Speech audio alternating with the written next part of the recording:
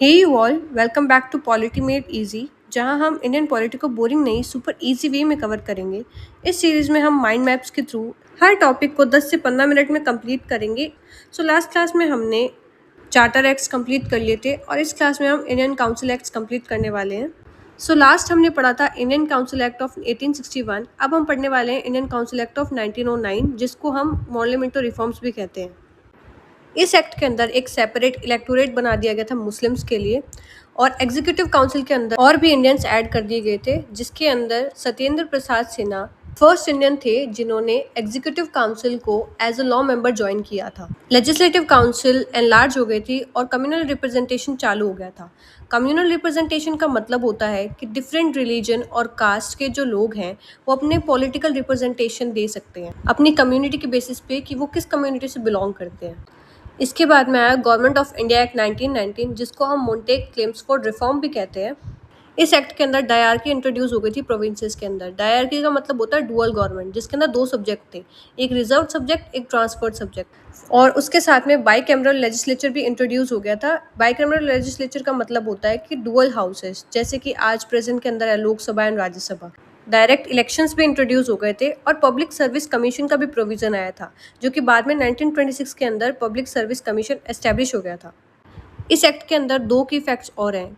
इस एक्ट के अंदर एक्सटेंड कर दिया था सेपरेट इलेक्टोरेट को for Sikh, Indian Christians, Anglo Indians and Europeans. And second की फैक्ट ये है, इस एक्ट के अंदर प्रोविंशियल बजट और सेंट्रल बजट को अलग अलग कर दिया था।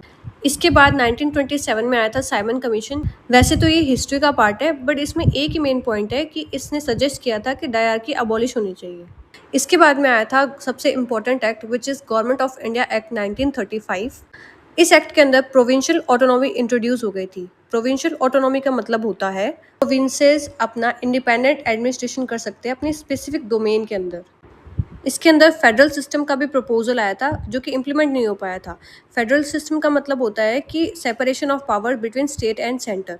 डायरकी इंट्रोड्यूस हो गई सेंटर लेवल पे। पहले डायरकी इंट्रोड्यूस हुई थी प्रोविंसेस के ऊपर गवर्नमेंट ऑफ इंडिया एक्ट 1919 के अंदर। अब प्रोविंसेस के अंदर से हटके डायरकी सेंटर के ऊपर इंट्रोड्यूस हो गई थी। फेडरल कोर्ट एस्टेब्लिश हो गया था 1937 के अंदर। Reserve bank of India establish हो गया था 1935 के अंदर अंडर आरबीआई एक्ट ऑफ 1934। उसके अलावा ऑल इंडिया फेडरेशन का भी प्रपोजल आया था, जो कि इम्प्लीमेंट नहीं हो पाया था। थ्री लिस्ट भी इंट्रोड्यूस हो गई थी, union, provincial and concurrent. Union list के अंदर 59 आइटम्स होते थे, प्रोविंशियल लिस्ट के अंदर 54 आइटम्स और कॉन्करेंट लिस्ट के अंदर 36 आइटम्स होते थे। Government of India act 1935 basis था हमारे प्रेजेंट कॉन्स्टिट्यूशन का। अब इसके अलावा भी कुछ पॉइंट्स है गवर्नमेंट ऑफ इंडिया एक्ट 1935 के, जैसे कि बाई कैमरलिज्म 11 प्रोविंसेस के अंदर से सिर्फ 6 प्रोविंसेस पे इंट्रोड्यूस हुआ था।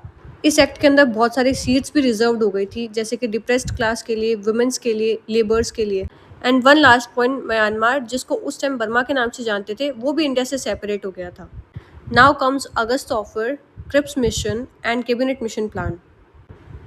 अगस्त ऑफर आया था वर्ल्ड वॉर सेकेंड के टाइम पे 1940 के अंदर, जिस टाइम पे वॉइसरॉय थे लिनलिथगो। अब देखो, इसको थोड़ा इजी करने के लिए हम तीनों प्लान्स को रिलेट करेंगे। तो जो अगस्त ऑफर था, उसके अंदर ब्रिटिशर्स ने डोमिनियन स्टेटस देने का वादा किया था after war, and they also promised for making of constitutional body after the war. और अब से माइनॉरिटीज़ का कंसेंट भी बहुत इंपॉर्टेंट रहेगा हर डिसीजन के अंदर। पर कांग्रेस और मुस्लिम लीग दोनों ने ये ऑफर रिजेक्ट कर दिया था, क्योंकि उनको इमिडिएटली या तो कोई डोमिनियन स्टेटस चाहिए था या फिर उनको इंडिपेंडेंस चाहिए थी। उसके बाद में आया था क्रिप्स मिशन 1942 के अंदर बाय सर स्टैफोर्ड क्रिप्स। इस मिशन के अंदर इन्होंने फिर से डोमिनियन स्टेटस देने का क्लियरली प्रॉमिस किया था। कॉन्स्टिट्यूएंट असेंबली बनाने का आइडिया भी प्रपोज किया था और ये भी कहा था कि हम इनको कुछ एक्सटर्नल अफेयर्स संभालने देंगे। पर ये फिर से कांग्रेस ने रिजेक्ट कर दिया था, क्योंकि इनको इमीडिएट ट्रांसफर चाहिए था पावर का। अगस्त ऑफर के अंदर एक पॉइंट रह गया था, वो ये था कि ब्रिटिश गवर्नमेंट ने इंडियन मेंबर्स को इंक्रीज कर दिया था एग्जीक्यूटिव काउंसिल के अंदर, पर इन्होंने defence, finance and home affairs खुद तक ही रखे थे। ये एक और रीज़न था जिसकी वजह से कांग्रेस ने इसको रिजेक्ट किया था। Then comes cabinet mission plan 1946। ये एक 3 मेंबर्ड मिशन था, जिसके मेंबर्स थे lord Pethick Lawrence, sir Stafford Cripps and A V Alexander. इसके चेयरपर्सन थे लॉर्ड पैथिक लॉरेंस, और इसको हम निमोनिक से याद कर सकते हैं, कैप से। इस मिशन के अंडर कॉन्स्टिट्यूएंट असेंबली बनाने का प्लान लेके आए थे।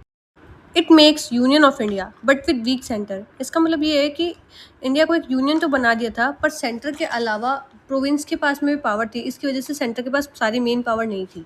इस मिशन के अंडर प्रोविंसेस की ग्रुपिंग कर दी थी ए, बी और सी के अंदर।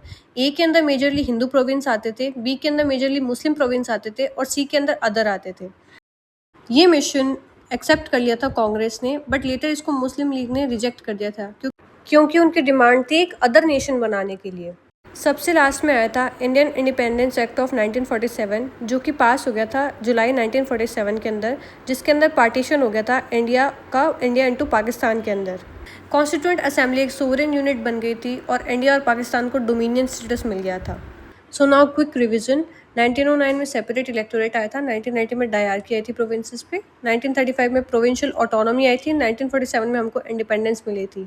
सो next topic is going to be making of the Indian constitution, जिसके ये सारे की फैक्ट्स हैं। This is next videos preview. If you found this video helpful, do comment, like and subscribe and share it with your study partner.